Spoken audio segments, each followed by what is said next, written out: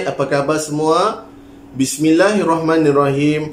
Assalamualaikum warahmatullahi wabarakatuh dan selamat sejahtera. Baiklah, bertemu lagi kita dalam pembelajaran subjek Bahasa Melayu Sekolah Rendah.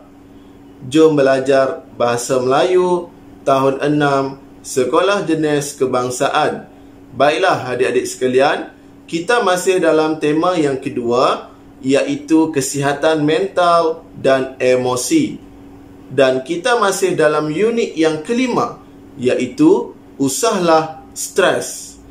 Jadi adik-adik sekalian bolehlah merujuk buku teks Bahasa Melayu tahun 6 Sekolah Jenis Kebangsaan pada muka surat 24.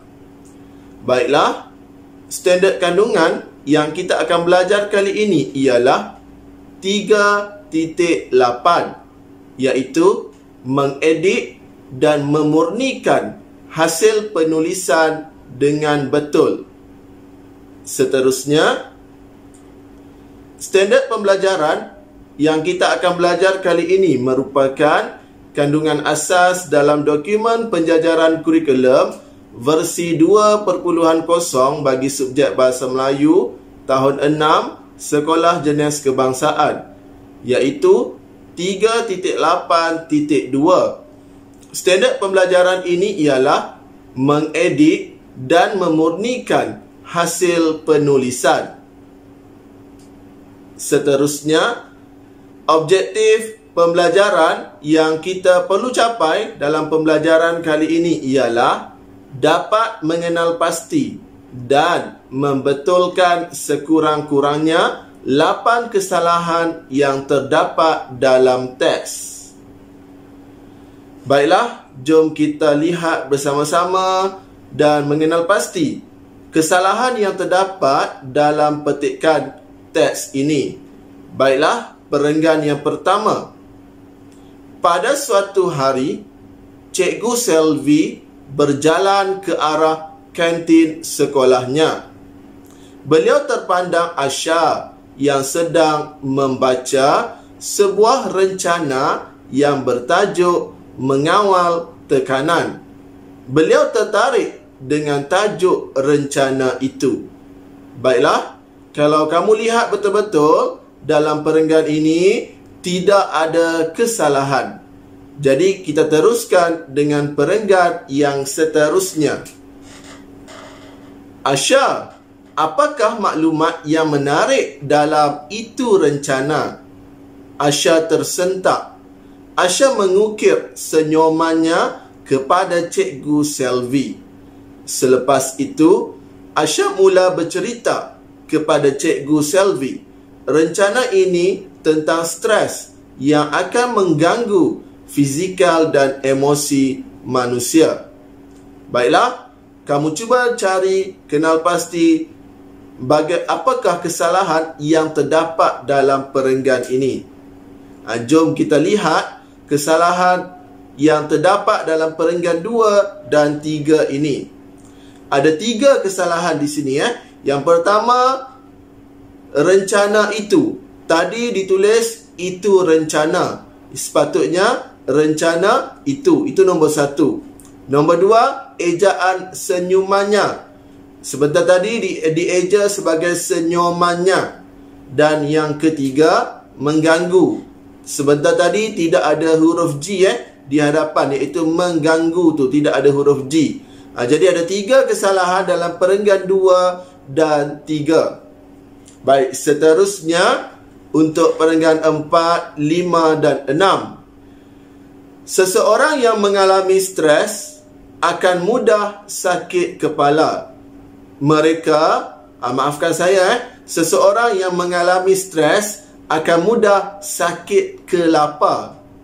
Mereka akan sakit kepala jika menghadapi masalah. Sakit kepala menserang mereka pada bila-bila masa. Cikgu selalu berasa letih, tanya Asha kepada Cikgu Selvi. Kadang-kadang jawab Cikgu Selvi dengan ringkas. Jom kita tengok dan lihat apakah kesalahan yang terdapat dalam perenggan 4, 5 dan 6 ini. Ada 5 kesalahan yang terdapat di sini. Yang pertama, selepas stres tidak perlu ada koma. Diteruskan dengan perkataan akan. Kemudian nombor 2, sakit kepala. Sebentar tadi ditulis sakit ke lapar. Kemudian yang nombor 3, menyerang. Sebentar tadi ditulis menserang. Kemudian tanda soal. Sebentar tadi diletakkan tanda seru. Cikgu selalu berasa letih. Itu ayat tanya. Sepatutnya diletakkan tanda soal. Kemudian ejaan jawab. Sebentar tadi dieja JAWAP. Sepatutnya WAB. Jadi untuk perenggan 4, 5 dan 6 ada 5 kesalahan. Baiklah, untuk perenggan 7 dan 8. Jika seseorang stres, mereka mudah berasa letih dan lemak semasa melakukan sesuatu aktiviti. Akhir sekali, pesakit mudah diserang, tinggi darah dan sakit jantung. Jadi, stres amat berbahaya kepada fizikal kita. Jom kita tengok dan lihat apakah kesalahan yang terdapat dalam perenggan 7 dan 8. Ada 4 kesalahan di sini. Yang pertama, lemah. Sebentar tadi dieja lemak. Sepatutnya lemah. Kemudian nombor 2, ada 3 kesalahan, bukan 4. Maafkan saya, ada 3 kesalahan di sini.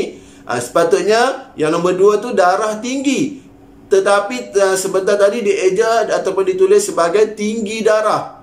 Dan yang nombor 3, berbahaya. Sebentar tadi dieja dan ditulis merbahaya. Jadi ada 3 kesalahan dalam perenggan 7 dan 8. Jadi di sini cikgu ada letakkan kod QR yang boleh kamu imbas untuk pergi ke pautan kuis. Dalam kuis tersebut, cikgu minta kamu salin semula perenggan 7 dan 8 sahaja, menggunakan ataupun membetulkan kesalahan yang terdapat dalam perenggan tersebut. Jadi, kamu betulkan dahulu, kemudian kamu salin semula perenggan 7 dan 8 sahaja. Jadi, setakat itu saja dulu pembelajaran kita untuk kali ini. Semoga apa yang kamu belajar kali ini memberi manfaat kepada kamu. Seterusnya, mampu meningkatkan penguasaan bahasa Melayu kamu. Sekian, semoga kita berjumpa lagi. Sekian, terima kasih. Bye-bye.